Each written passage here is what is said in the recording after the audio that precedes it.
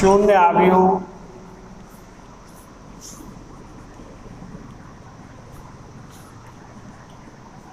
Zero matrix, जैसा कि नाम से पता लग रहा है वह आप किसी भी कोटि का हो सकता है। m इंटू n कोटि का अवयव जिसका प्रत्येक अवयव शून्य है, शून्य अवयव कहलाता है। वह अवयव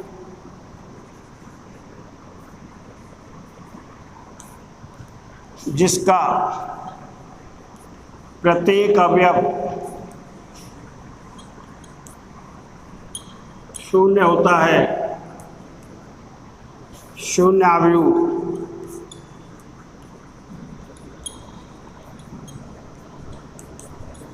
इसे हम कैपिटल ओ से रिप्रेजेंट करते हैं। ये देखो शून्य अवयव को 0 0 0 0 0 0 2 इंटू 3 कोटि का हो गया। शून्य अवयव जिसका प्रत्येक अवयव शून्य होता है, इसे हम कैपिटल ओ से, इसको जीरो मत पढ़ लेना, कैपिटल ओ से रिप्रेजेंट करते हैं। इसके बाद है वर्ग अवयव नंबर 4। वर्ग अवयव स्क्वायर मैट्रिक्स वह अवयव जिसमें स्तंभ तथा पंक्तियों की संख्या, पहले पंक्ति लिख लो, पंक्ति तथा स्तंभों की संख्या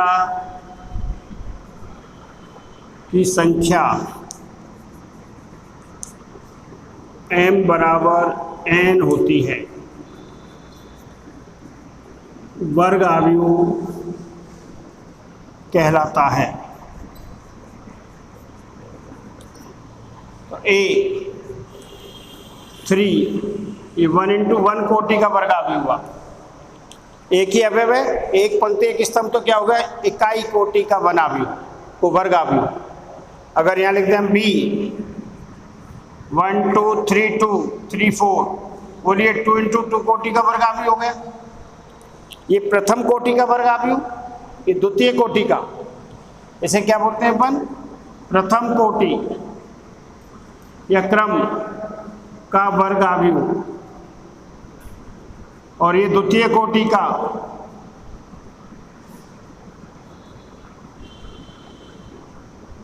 तृतीय कोटि का क्या होगा बताओ, A 1 2 3 4 5 0 और -1 6 5, बोलिए कितनी पंक्ति हैं, 1 2 3, स्तंभ भी 3, तो ये 3 इंटू 3 कोटि का वर्ग अवयव होगा। तो वह अवयव जिसमें स्तंभ और पंक्तियों की संख्या बराबर होती है उसे वर्ग अवयव बोलते हैं। एक सिंगल अवयव लिख रहा है उसमें 1 इंटू 1 हो जाएगा, 1 इंटू 1 कोटि का वर्ग अवयव, 2 इंटू 2 तो द्वितीय कोटि का वर्ग अवयव, और 3 इंटू 3 तृतीय कोटि का वर्ग अवयव। ये परिभाषा याद रखना, कोई पूछ ले कहीं तो आपको भूलना नहीं है भाई। और भी परिभाषा है,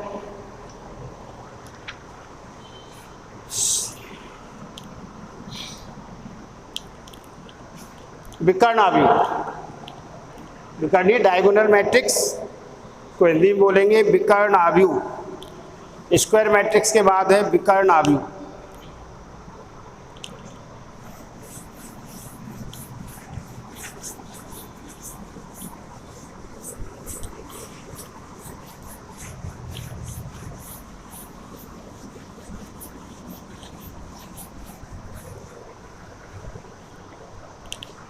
नंबर 5 विकर्ण अवयव।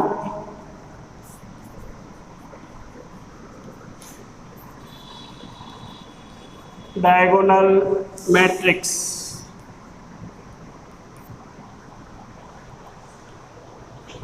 देखिए, मुख्य विकर्ण डायगोनल मैट्रिक्स एक वर्ग अवयव होगा। परिभाषा में ये देना पड़ेगा, वह वर्ग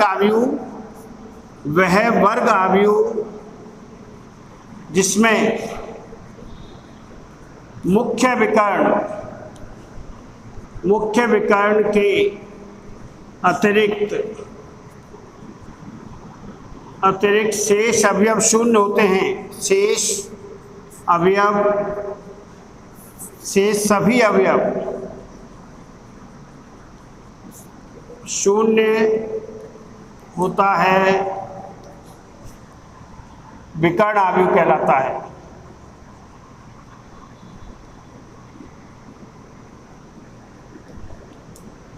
मुख्य विकर्ण यानी पहला विकर्ण होता है जो डायगोनल, ये देखो A2 मुख्य विकर्ण के अतिरिक्त ये इसका मुख्य विकर्ण है। पहले अवयव से जो वर्गावी होगा, शर्त क्या है, पहले वह वर्गावी हो। तो विकर्ण अवयव एक द्वितीय कोटि का, तृतीय कोटि का, वन कोटि का ही होगा। तो यह वर्गावी के लिए ही है शर्त, विकर्ण अवयव एक वर्गावी होगा। तो यह परिभाषा में आएगा वह वर्गावी जिसमें मुख्य विकर्ण के अतिरिक्त शेष अवयव शून्य हो उसे विकर्ण अवयव कहते हैं। समझ गए? अब जैसे अवयव बी है 1 0 0 0 5 0 0 0 6 मुख्य विकर्ण, ये मुख्य विकर्ण है भाई। ये क्या है इसका मुख्य विकर्ण। वर्ग अवयव में विकर्ण बन सकता है और किसी अवयव में विकर्ण बनेगा ही नहीं। तो मुख्य विकर्ण के अतिरिक्त शेष अवयव शून्य है उसे बोलते हैं विकर्ण अवयव। और विकर्ण अवयव से अगली परिभाषा है अदिश अवयव की। स्केलर मैट्रिक्स नंबर 6 अदिश अवयव। स्केलर मैट्रिक्स ऐसा विकर्ण अवयव जिसमें मुख्य विकर्ण के सभी अवयव समान हो उसे क्या कहते हैं? स्केलर अदिश अवयव। विकर्ण अवयव तो होगा ही होगा, लेकिन ये सभी अवयव क्या होंगे? समान, उसे कहते हैं अदिश अवयव। वह विकर्ण अवयव जिसमें मुख्य विकर्ण के सभी अवयव समान होते हैं, अदिश अवयव। अब यह कंडीशन समझ गए? जो विकर्ण अवयव है वो अदिश अवयव विकर्ण अवयव होगा। विकर्ण अवयव का मतलब वर्गावयव होगा। तो अदिश अवयव एक वर्गावयव हुआ कि नहीं? वर्ग यानी स्तंभ और पंक्तियों की संख्या समान होगी और मुख्य विकर्ण के सभी अवयव बराबर होने चाहिए। तो इसको आप ऐसे लिख सकते हो 2 0 0 2। ये द्वितीय कोटि का विकर्ण अवयव हुआ कि नहीं? मुख्य विकर्ण के सभी अवयव समान हैं, मुख्य विकर्ण के सभी अवयव समान हैं। और दूसरा ले लो 5 0 0 0 5 0 0 0 5। ये 3 to 3 कोटि का अदिश अवयव हो गया। अदिश अवयव की परिभाषा में आपको ये सब लिखना पड़ेगा यहाँ। वह विकर्ण अवयव, अब विकर्ण अवयव इसका मतलब वर्ग अवयव होगा। वह विकर्ण अवयव जिसमें मुख्य विकर्ण के सभी अवयव समान होते हैं। अगर मुख्य विकर्ण के सभी अवयव एक एक हो जाते हैं तो इकाई अवयव हो जाएगा। इकाई अवयव आइडेंटिटी तत्सम का अवयव। तो ये तो क्या हुआ? अदिश अवयव। और परिभाषाओं को थोड़ा करेक्ट करके याद रखोगे तो वर्ग अवयव से एक जैसी परिभाषा आ रही है।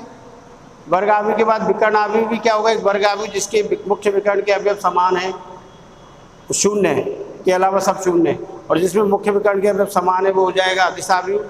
और मुख्य विकर्ण के अवयव बराबर इकाई है तो वो इकाई अवयव या तत्सम का अवयव होगा। इसी से आगे परिभाषा बन रही है नंबर 7 इकाई अवयव या तत्सम का अवयव।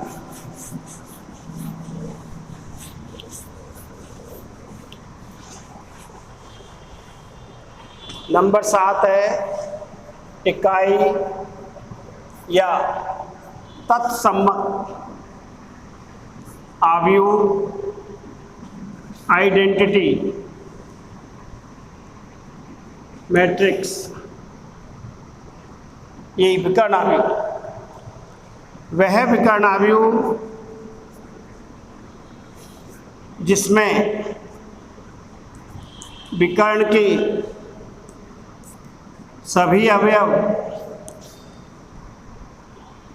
इकाई इकाई का मतलब एक, इकाई का मतलब क्या, एक इकाई है हो तो उसे इकाई या तत्समक आव्यूह कहते हैं। इसे सामान्यतः आई से प्रदर्शित करते हैं। I1001 ये द्वितीय कोटि का इकाई आव्यूह है, कितनी कोटि का, द्वितीय का। और इसको I2 भी कह सकते हो, द्वितीय कोटि को I2, द्वितीय कोटि इसलिए इसको I2 भी लिख सकते हैं।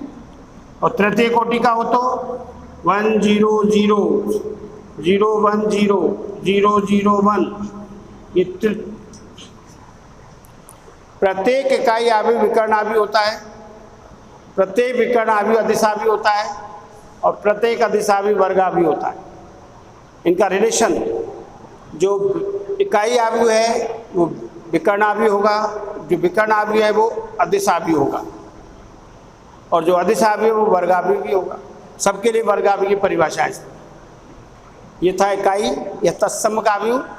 I2 का मतलब है सेकेंड ऑर्डर का तत्समक आव्यूह 1001, थर्ड ऑर्डर का 10 चल तो रहा है ना। और अब लास्ट है त्रिभुजाकार। इसके बाद है दो तरह के त्रिभुजाकार है, ऊपरी त्रिभुजाकार और निम्न त्रिभुजाकार। ट्रायंगुलर मैट्रिक्स,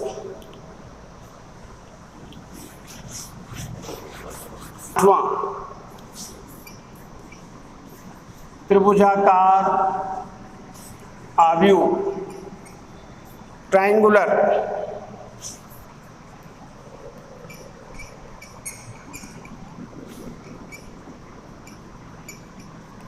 मैट्रिक्स दो तरह का होता है। ऊपरी त्रिभुजाकार, फर्स्ट ऊपरी त्रिभुजाकार और निम्न त्रिभुजाकार। ऊपरी त्रिभुजाकार वर्गावी होगा, कन्फर्म है तो होगा, तो वर्गावी हो, देख लूंगा भूल भाल गया।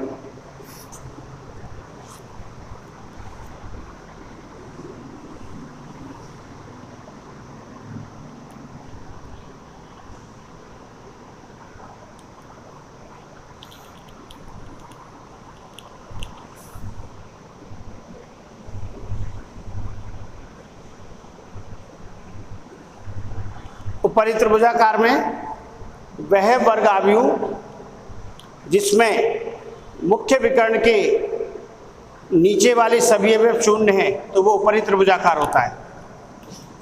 वह वर्ग आव्यूह, विकर्ण आव्यूह कह लीजिए चाहे या वर्ग से जब, वह वर्ग आव्यूह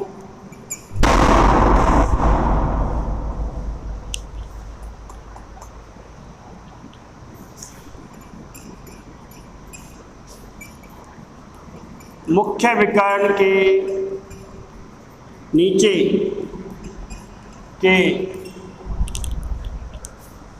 के सभी अवयव, नीचे के सभी अवयव शून्य हैं, शून्य हो तो उसे ऊपरी त्रिभुजाकार आव्यूह कहते हैं। जैसे भैया A1, 2 और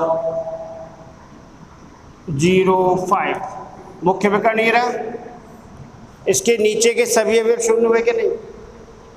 मुख्य विकर्ण, प्रिंसिपल डायगोनल बोलते हैं, मुख्य विकर्ण के नीचे के सभी अवयव शून्य है तो वो तो ऊपरी होगा। और निम्न के लिए क्या जाएगा? यदि मुख्य विकर्ण के ऊपर के अवयव शून्य है तो वो निम्न त्रिभुजाकार। इसका और एग्जांपल देखो, A1, 2, 3 मुख्य विकर्ण तो 0, 5, 6, 0, 0, 7। बोलो भाई, ये मुख्य विकर्ण के नीचे के सभी अवयव शून्य हैं। मुख्य विकर्ण के नीचे के सभी अवयव शून्य है, तो ऊपरी त्रिभुजाकार, ठीक है ना। और निम्न त्रिभुजाकार, lower upper triangular, upper triangular, और ये है निम्न लोअर, निम्न त्रिभुजाकार आव्यूह, यह है लोअर। परिभाषा बिल्कुल आसान है, वह वर्ग आव्यूह जिसमें मुख्य विकर्ण के ऊपर के सभी अवयव शून्य हैं, उसे निम्न त्रिभुजाकार आव्यूह कहते हैं। एग्जाम्पल के लिए A1056, मुख्य विकर्ण के ऊपर के 0 तो निम्न हो गया। इसमें लगाई दूसरा 1 0 0 2 3 0 और 5 6 7। मुख्य विकर्ण के ऊपर के सभी अवयव शून्य है, वो कहलाता है निम्न त्रिभुजाकार। ऊपरी त्रिभुजाकार और निम्न त्रिभुजाकार आव्यूह। तो ये थे अपने आव्यूह के प्रकार। 8 प्रकार हैं, याद होने चाहिए। परिभाषा कोई पूछ सकता है, मना नहीं है। और ये जरूर याद रखने से अपोजिट है, ऊपर के लिए नीचे शून्य होगा, नीचे के लिए इसी को कंटिन्यू करेंगे। घर जाके पढ़, मतलब आप लोग पढ़ लेना ऑनलाइन वालों, है ना। इसी कंटिन्यू करेंगे। 3rd चैप्टर ज़्यादा लंबा है नहीं, लेकिन फिर भी करना पड़ेगा धीरे धीरे।